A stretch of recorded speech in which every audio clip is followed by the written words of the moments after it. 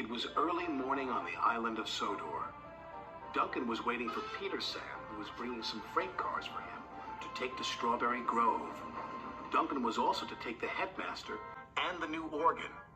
While they waited, the headmaster played a lively tune. Peter Sam had steamed all through the night to bring Duncan his wagons.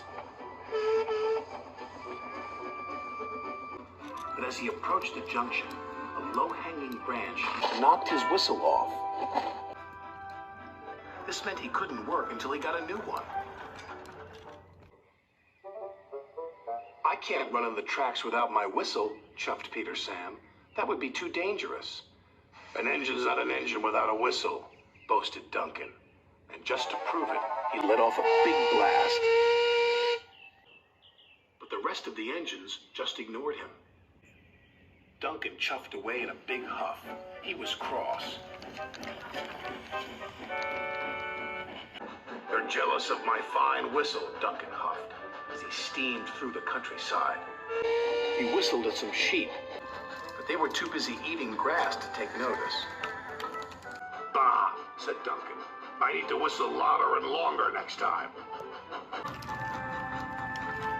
Soon Duncan approached a level crossing where Elizabeth, the quarry truck, waited with a farmer's prize bull. This time, Duncan whistled as loud and as long as he could. Said the bull. Stop that nonsense, Duncan, Elizabeth called. Duncan carried on cheerfully down the track. But he hadn't noticed his whistle had come loose. Then Duncan saw Terence plowing a field. He'll get the loudest and longest whistle yet, he chortled to himself. And he blew so hard, his whistle shot off like a mighty rocket and landed out of sight.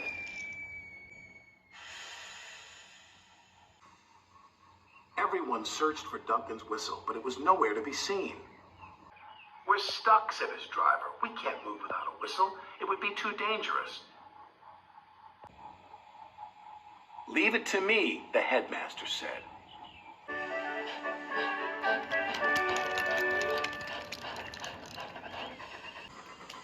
For the rest of the day, Duncan didn't make a sound. But the headmaster's organ did. As Duncan delivered his freight cars, the headmaster tooted the organ at every crossing and every stop. It alerted everyone just as well as a whistle would, but although Duncan didn't think so.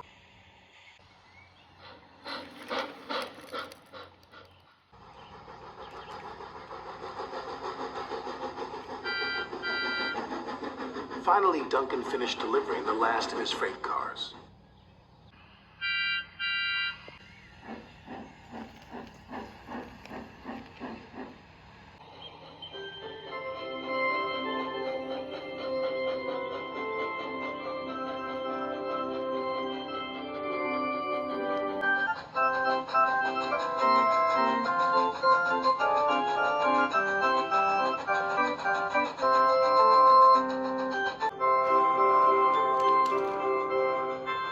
Duncan steamed quietly back to the junction as the headmaster played the organ.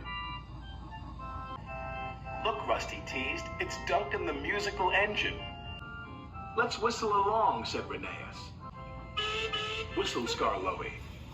But Peter Sam, who had a shiny new whistle, felt sorry for Duncan. You really did well to deliver your goods without a whistle, he said. Do you think so? Said Duncan, cheering up a bit.